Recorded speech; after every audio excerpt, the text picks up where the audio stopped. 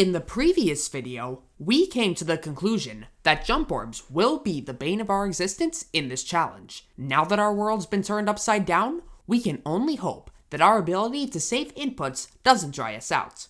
My name is Unknown680, and welcome to part 4 of the Minimum Input series.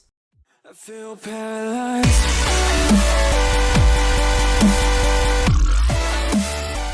Before we begin, it's unfortunate, yet necessary, for me to state that for the next few levels, there aren't really any new mechanics that we get introduced to, resulting in most of these inputs being those that we've already seen before. Because of this, from now on, I'll only be discussing the key points in each level where there are tricky and/or notable inputs that warrant an explanation. Without further ado, let's begin. Our first notable input occurs at 23%, as you can actually hold it for a lot longer than you might initially think.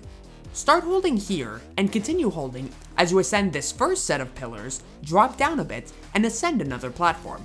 For this next input, hold here and aim for the coin route below. The platforms along here are positioned in such a way that you can simply just keep holding as long as you continue to jump along with them. Here, you should have 14 inputs heading into the upside down section.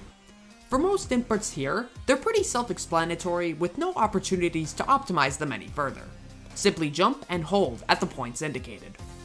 At 49%, when you begin your input, you can also hold this down for much longer than usual as well. Keep holding down as you change back to normal gravity until just before this mid-air obstacle. There aren't any notable inputs to mention from here until about 63%. Here, we're greeted by a green input marker. You know what that means? It's time for a precise input. In fact, it's even better, as it's a pixel-perfect input. You'll need to jump off this pillar at the perfect moment so that you jump off this pillar at the farthest possible point to the right. By doing so, you'll just barely have enough distance to make it to this next pillar. Keep holding down once you make this jump and continue as you transition into the ship section. Fly up to the ceiling and grind along with it. Release at this point at just the right time so that you barely miss this wall and land on this platform here. You'll then drop on solid ground until you approach this set of pillars. Begin holding around this point so that you hit this pillar ceiling. Keep holding until your ship angles upwards a decent amount at this point. From here, you'll need to use 4 more inputs in order to make it through this ship section. Hold and release at the points indicated so that you can dodge each obstacle successfully. Honestly, even ship sections that look as simple as this can be decently challenging due to an inability to correct yourself. We can expect a whole lot more of this in the future, so just be sure to be prepared for that. Once you land and exit the ship section, there isn't really much else to note that isn't already indicated by the coin path. Because of this, it should be smooth sailing to the end. Of course, that would be too easy and anticlimactic, wouldn't it? Once again, the final input of this level is very precise, arguably even more so than Polargeist, as you need to begin your last input at just the right time in the middle of this platform. There aren't any natural indicators that you can use to help guide you, only the input marker that I placed. Thus, it's difficult to time right. If you jump too early, you'll jump into this ceiling spike. If you jump too late, you'll crash into the spike below. Jumping at the right time allows you to hit this jump pad dead center and thankfully barely clear these spikes.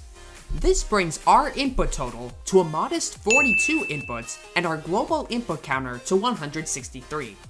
It's relieving to finally see an input total that's less than the previous level for the first time. Thankfully, since Dry Out focuses much more on introducing upside down gameplay, it took away many instances of jump orbs, which greatly reduced the number of inputs we require. Of course, we can't expect this to last for too long, as the space we have to work with becomes much tighter, especially in the later levels.